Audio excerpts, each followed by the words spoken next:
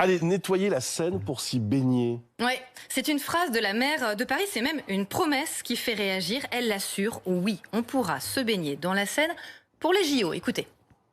L'idée d'améliorer la qualité de l'eau de la Seine pour pouvoir s'y baigner en 2024 et surtout après, l'idée c'est que ça soit un héritage pour l'ensemble des riverains du fleuve et pour notre pays. On s'est mis autour de la table et aujourd'hui, je peux le dire, nous sommes vraiment en train d'y arriver. Bon, ça en laisse quelques-uns sceptiques. Émeric qui nous écrit « Chirac nous a déjà fait le coup il y a 30 ans. A-t-on vraiment les moyens de nettoyer la Seine ?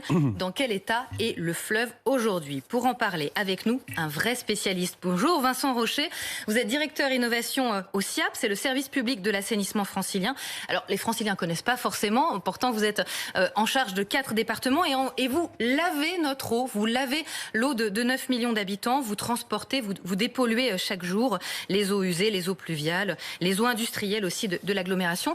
Avec vous, déjà, on va voir ce que c'est qu'une eau propre à la baignade. Nous, quand on voit l'eau de la Seine, on se dit « oulala, elle est marronasse, il y a des trucs qui flottent, je vais pas me baigner dedans ». En fait, c'est pas du tout ça le plus important.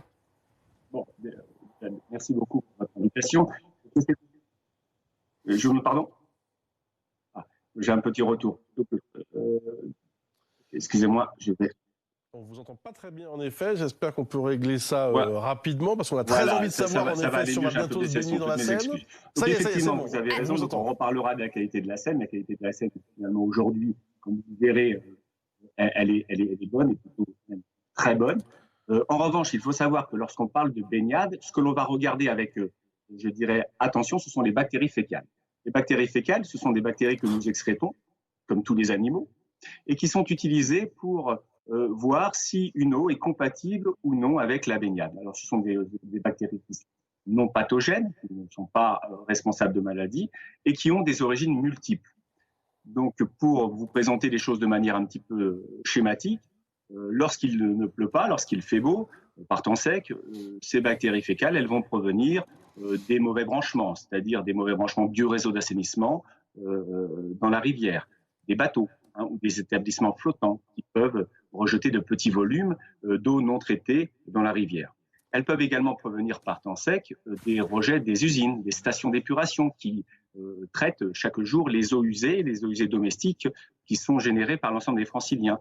Donc les stations sont efficaces, elles traitent les eaux, mais il reste néanmoins dans le rejet des traces de germes qui vont contribuer à la présence de germes dans la rivière. Et alors, en plus, quand il pleut, ça complique encore davantage les choses. Tout à fait, vous avez raison. Par temps de pluie, le sujet est un petit peu différent. Il y a d'autres apports qui vont contribuer.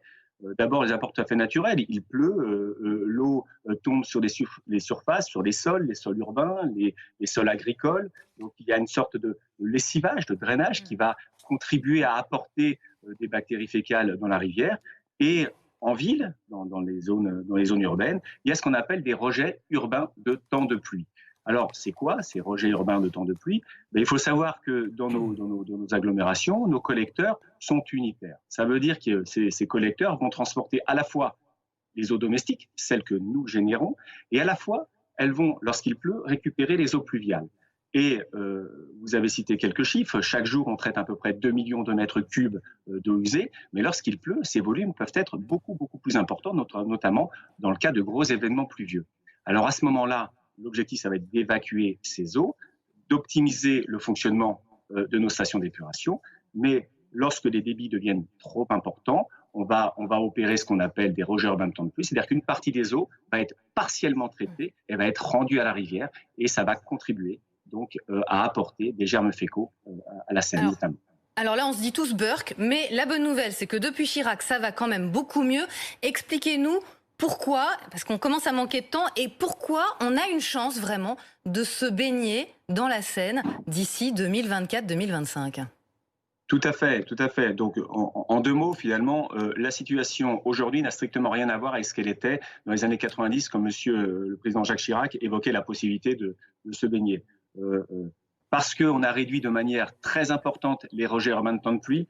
En un chiffre, en 20 ans, on a diminué d'un facteur 10. Ils sont 10 fois moins importants aujourd'hui. Parce qu'on a construit des ouvrages de rétention, parce qu'on a développer des outils de gestion. Donc, on a réussi à réduire de manière très importante ces rejets en pluie. Et dans le même temps, on a modifié nos filières de traitement. Nos filières de traitement, on les a modernisées sous l'impulsion de la réglementation européenne, on s'est mis aux normes, et de ce fait, on a amélioré de manière très efficace l'abattement, l'élimination des bactéries fécales sur nos filières. On est passé globalement d'un facteur 10, il y a 30 ans, à un facteur 1000, c'est-à-dire qu'on divise par 1000 les concentrations entre l'entrée et la sortie. Donc aujourd'hui, si vous voulez, on n'a jamais été aussi près du but. Voilà. Alors, pour vraiment répondre à votre question, pour aller plus loin aujourd'hui, il y a 2 leviers sur lesquels l'ensemble des acteurs de l'assainissement francilien travaillent. D'abord, continuer à réduire les apports d'eau non traitée en s'intéressant aux mauvais branchements, aux bateaux, comme je l'ai évoqué au début de l'intervention, et en même temps, continuer à travailler sur la station d'épuration. Aujourd'hui, elles sont performantes, demain, elles devront être très performantes, et notamment, on s'intéresse à la question des procédés dédiés à la désinfection. Voilà, c'est-à-dire rajouter des étapes de traitement qui permettront d'abattre encore plus les bactéries fécales qu'aujourd'hui.